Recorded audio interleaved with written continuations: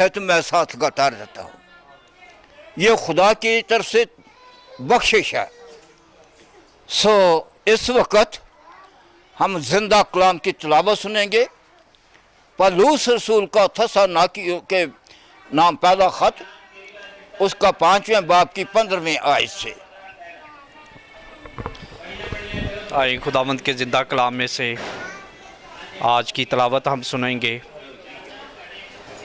خبردار کوئی کسی سے بدی کے حوث بدی نہ کرے، بلکہ ہر وقت نیکی کرنے کے در پہ رہو، آپس میں بھی اور سب سے ہر وقت خوش رہو، بلا ناغہ دعا کرو، ہر ایک بات میں شکر گزاری کرو، کیونکہ مسیح یسوع میں تمہاری بابت خدا کی یہی مرضی ہے.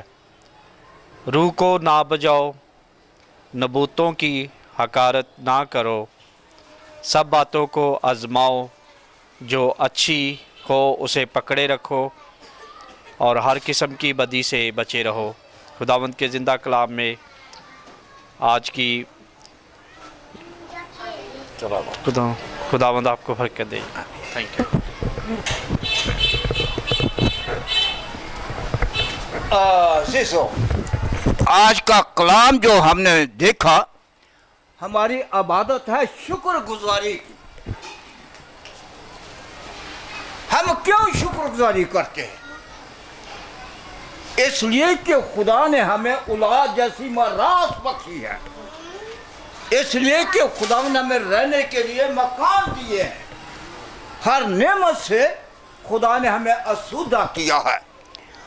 اور جب ہم اس خدائے سلوس کے سامنے اپنی فریادیں اور مناجاتیں پیش کرتے ہیں تو ہمارا خداوند خوش ہوتا ہے. آج ہم بھی جب اس خدائے سلوس کا نام لیتے ہیں تو ہمیں خوشی محسوس ہوتی ہے کہ ہم نے اپنے اس نجات دہندہ کو اپنے لبوں پر پکارا ہے. خداوند کا کلام ہمیں یہ سکھا رہا ہے کہ بلا ناغہ دعا کیا کرو، خوش رہو اور بلا ناغہ دعا کیا کرو. ہم کتنی دفعہ اپنے گھروں میں بیٹھ کر خدا کے سامنے دعا کرتے ہیں؟ کتنی دفعہ؟ 3 دفعہ. داؤد نبی کہتا ہے کہ شام صبح دوپہر نوں میں فریاداں گزاراں تے سنے گا رب رونا میرا نالے سب پکاراں. جب ہم اس سے پکارتے ہیں، اس سے مانگتے ہیں، تو وہ اپنا پاک روح دیتا ہے. اس پاک روح کے وسیلہ سے ہم نجات حاصل کرتے ہیں. نجات کہاں سے ہے؟ خداوند یسوع المسیح سے ہے. ہم نے اپنے تمام کاموں کو چھوڑنا اور اولین کام جو ہے وہ اس کی حمد و ستائش کا ہے. آج ہم دیکھتے ہیں کہ وہ لوگ جنہوں نے اپنی جان کو قربان کیا لیکن پرواہ نہیں کی، انہوں نے خداوند کی شکر گزاری سے اپنے آپ کو نہیں روکا. آج ہم اس شخص کو دیکھتے ہیں جو اسیری کی حالت میں تھا.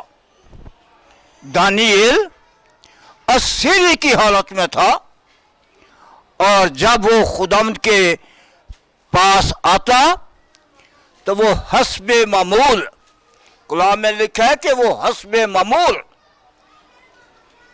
دن میں 3 مرتبہ کھڑکی کھول کا اور سب کے سامنے دعا کرتا تھا. کیوں دعا کرتا ہے؟ اس لیے کہ اسے اس خدائے سلوس پر ایمان ہے کہ وہ اسے تمام دکھوں سے، تمام مصیبتوں سے، تمام پریشانیوں سے آزاد کرتا ہے. آج اس خدائے مبارک کو پکاریں، اس کا شکریہ ادا کریں کیونکہ ہم نے اس خدائے پاک کو پکارا ہے۔ اس گھر نے، ان عزیزوں نے، ان بچوں نے اس خدائے سالوس کو یاد کیا، اس سے برکت مانگی، اور جب ہم برکت مانگتے ہیں تو پھر ہمارا خداوند ہمیں برکتوں پر برکتیں دیتا ہے، بشرطے کہ ہم ایمان سے مانگیں۔ ایک نوشتہ ہے جو دارا بادشاہ نے کے خلاف انہوں نے لکھا تھا، اور دارا بادشاہ کیا کرتا ہے، اس نے اس وقت کے مشیروں کو بلایا، اور تمام مشیر ان کا نگہبان دانیኤل کو بنایا ہے۔ جب دانیኤل کو بنایا تو دانیኤل ان کے کسی کام میں ان کے پیچھے نہیں رہتا، بلکہ افضل کام کر رہا ہے۔ اب انہوں نے ارادہ کیا کہ ہم دانیኤل کو کس طریقہ سے پھسلائیں، لیکن دانیኤل نہیں پھنستا۔ انہوں نے ایک آئین پاس کیا، اور وہ آئین کیا تھا کہ سوائے خداوند یسوع مسیح کے، اس زندہ خدا کے، ہم دانیኤل کو نہیں پھسلا سکتے۔ اور انہوں نے ایک نوشتہ لکھا مشیروں نے کہ جو کوئی خدا کے، انسان کے علاوہ خدا کی پرستش کرے یا کسی معبود کی پرستش کرے، اس کو اس شیروں کی ماند میں پھینکا جائے۔ جب یہ ساری باتیں ہوئیں تو انہوں نے نوشتہ لکھ لیا، دارا بادشاہ کے پاس گئے، اور دارا بادشاہ سے کہا کہ فارسیوں اور امادیوں کا یہ قانون ہے کہ وہ نوشتہ جس پر بادشاہ سائن کرے گا وہ مضبوط ہوگا۔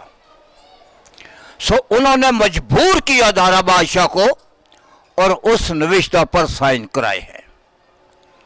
جب سائن ہو گئے تو دوسرے دن انہوں نے بادشاہ کے سامنے ایک اپیل کی کہ اے بادشاہ سلامت، یہ دانیኤل جو اسرائیلیوں کے اسیروں میں ہے، یہ تمام تیرے قوانین کو نہیں مان رہا، بلکہ تیرے خلاف یہ باتیں کرتا ہے، تو اس سے پوچھ۔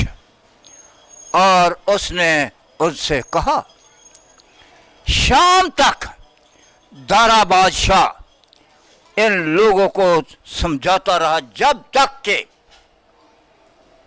سورج غروب نہیں ہوا، اور سورج کے غروب ہونے تک پھر ان لوگوں نے، مشیروں نے کہا کہ آئے بادشاہ سلامت، یہ قانون ٹل نہیں سکتا، تو دانیኤل کو شیروں کی ماند میں، شیروں کے آگے پھینک، کیونکہ نہ تو تیرا قانون مانتے ہیں، نہ تیری رسپیکٹ کرتے ہیں۔ جب یہ سارے الفاظ کہے گئے تو دارا بادشاہ مجبور ہو گیا۔ انہوں نے کہا جاؤ، جا کر دانیኤل کو لاؤ۔ دانیኤل کو لائے اور اس کو اس شیروں کی ماند میں پھینکا گیا، جہاں کے شیر پتہ نہیں کتنے دنوں کے بھوکے تھے۔ جب پھینکا تو خداوند نے شیروں کے منہ بند کر دیے۔ وہ ان میں ایسے ہیں جیسے کہ کسی باغ میں چل رہا ہے، وہ خدا کی حمد و ستائش کر رہا ہے۔ اور دارا بادشاہ ساری رات، کلام میں لکھا ہے کہ ساری رات اس نے کوئی محفل نہیں سجائی، کوئی موسیقی نہیں بجوائی، بلکہ خدا کے سامنے بینتی کرتا ہے کہ اے خداوند، تو جو کہ زندہ ہے، آج تو انصاف کرے گا۔ سو ساری رات دارا بادشاہ پریشان رہا۔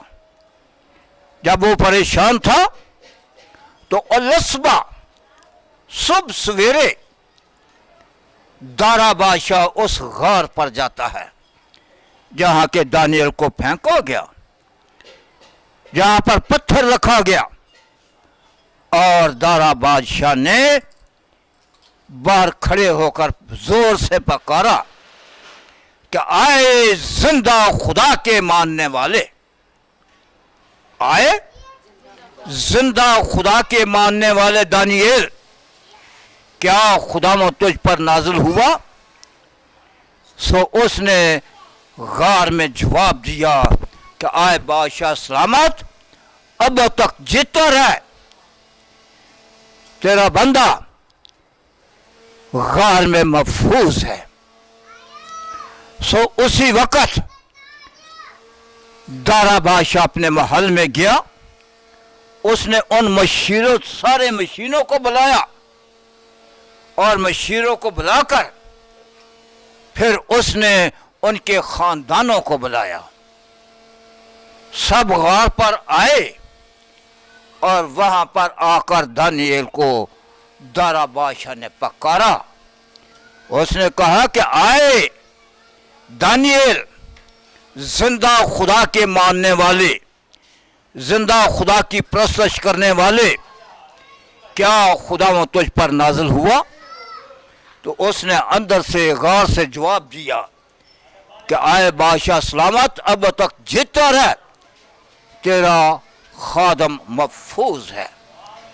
جب اس نے یہ الفاظ کہے تو اس وقت انہوں نے شیروں کی ماں سے پتھر کو ہٹایا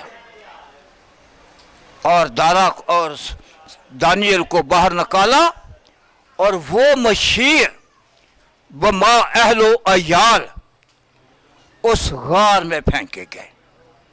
جب وہ غار میں پھینکے گئے تو لکھا ہے کہ تب شیروں نے ان کو زمین کی تہ تک نہیں جانے دیا اور ان کی ہڈیاں توڑ دی۔